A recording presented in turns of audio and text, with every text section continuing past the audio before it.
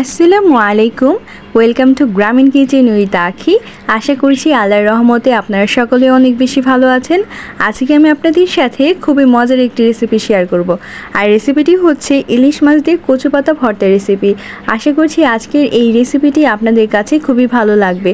ভালো লাগলে চ্যানেলটি সাবস্ক্রাইব করে লাইক কমেন্ট শেয়ার করতে ভুলবেন না। রেসিপিটি রান্না করার জন্য এখানে আমি একদম টাটকা ক্ষেতের কচুর শাক নিয়েছি, সাথে কচুর ডাঁটাটাও নিয়েছি। একদম কচি কচু শাক ও কচুর ডাঁটাটা নিয়েছি। দেখতেই পাচ্ছেন পাতাগুলো কতটা সবুজ। কচুর শাক ও কচুর ডাঁটাটা আমি কুচি কুচি করে কেটে নিয়েছি। কাটা হয়ে গেলে হালকা কুসুম গরম পানি দিয়ে শাকটা আমি ধুয়ে নিয়েছি। চুলায় একটি হাঁড়ি বসিয়ে দিয়েছি আর এতে গরম পানি করে নিয়েছি। এখন কচুর শাক এতে দিয়ে কচুর শাকটা সেদ্ধ করে নেব। চুলার আঁচ হাই হিটে রেখে ঢাকনা দিয়ে ঢেকে প্রায় 5 মিনিটের মতো কচু শাকটা সেদ্ধ করে নেব। ফিরে এলাম 5 মিনিট পর। কচু শাক প্রায় সেদ্ধ হয়ে গিয়েছে।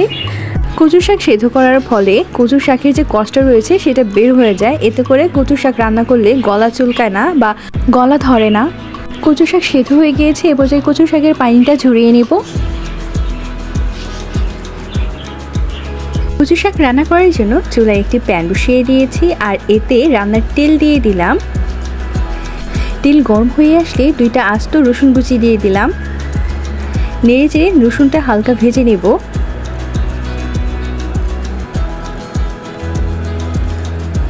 রসুন হালকা ভাজা হয়ে এসেছে। এই পর্যায়ে 1/2 কাপ পরিমাণ পেঁয়াজ কুচি দিয়ে দিলাম। নেড়ে চেড়ে পেঁয়াজ রসুনটা হালকা ব্রাউন কালার করে ভেজে নেব।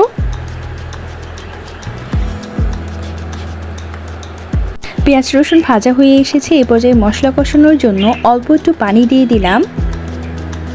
1/2 চা চামচ পরিমাণ হলুদের গুঁড়া দিয়ে দিলাম। 1/2 চা চামচ পরিমাণ মরিচের গুঁড়া দিয়ে দিলাম। 1 চা চামচ পরিমাণ জিরে গুঁড়া দিয়ে দিলাম। স্বাদ মতো লবণ দিয়ে দিলাম। 1 চা চামচ পরিমাণ আদা রসুন বাটা দিয়ে দিলাম। এখন নেড়ে চেড়ে মশলাটা ভালোভাবে কষিয়ে নেব।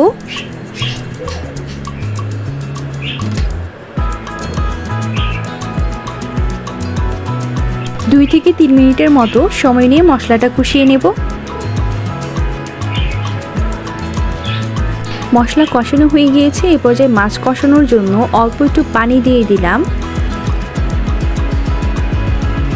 পানি দেওয়া হয়ে গেলে নেড়ে চেড়ে মশলার সাথে পানিটা একটু মিশিয়ে নিলাম।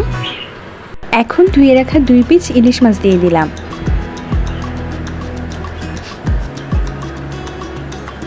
নেড়ে চেড়ে মশলাটা ইলিশ মাছের সাথে ভালোভাবে মিশিয়ে নেব। মিশানো হয়ে গেলে 3 থেকে 4 মিনিটের মতো ইলিশ মাছটা কষিয়ে নেব। ইলিশ মাছ ভালোভাবে কষানো হয়ে গিয়েছে। এ পর্যায়ে নেড়ে চেড়ে ইলিশ মাছটা ভেঙে নেব।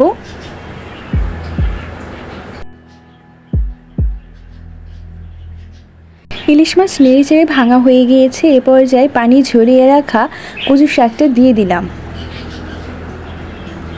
নেড়ে চেড়ে কচু শাকগুলো ভালোভাবে মাছের সাথে মিশিয়ে নেব।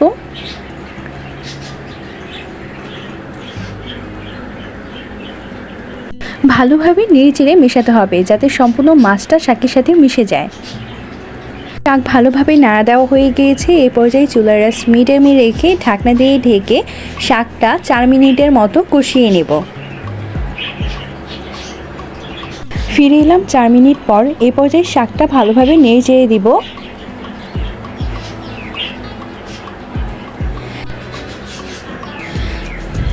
নাড়া দেওয়া হয়ে গেলে 4-5টা কাঁচামরিচের ফালি দিয়ে দিলাম। এখন নেড়ে চেড়ে মরিচটা শাকের সাথে ভালোভাবে মিশিয়ে নেব।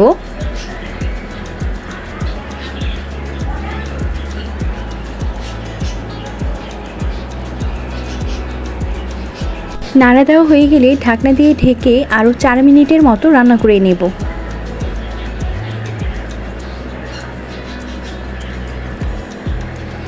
ফিরে এলাম 4 মিনিট পর।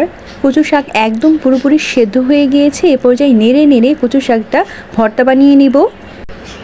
ভালোভাবে নেড়ে চেড়ে ভর্তাটা বানিয়ে নিতে হবে আর খেয়াল রাখতে হবে কচু শাকটা যাতে নিচে লেগে না যায়। কচু শাক ভর্তা প্রায় রেডি হয়ে গিয়েছে, আর 2-1 মিনিটের মতো নেড়েচেড়ে নামিয়ে নিব। আজকের এই ভর্তা রেসিপিটি যেমন স্বাস্থ্যকর তেমন খেতেও অনেক মজা। আশা করছি আজকের এই রেসিপিটি আপনাদের কাছে ভালো লেগেছে। ভালো লাগলে চ্যানেলটি সাবস্ক্রাইব করে লাইক কমেন্ট শেয়ার করতে ভুলবেন না। আপনাদের দেখার সুবিধার্থে আমি কচুর শাকটা পরিবেশন করে দেখাচ্ছি। দেখতেই পাচ্ছেন শাকটা একদম সবুজ সবুজ হয়েছে আর খেতেও দারুণ হয়েছে। আপনারা বাসায় একবার হলেও ইলিশ মাছ দিয়ে কচু শাকের এই ভর্তা রেসিপিটি ট্রাই করে দেখতে পারেন। আশা করছি পরিবারের ছোট থেকে বড় সকলেই অনেক বেশি পছন্দ করবে। ধন্যবাদ।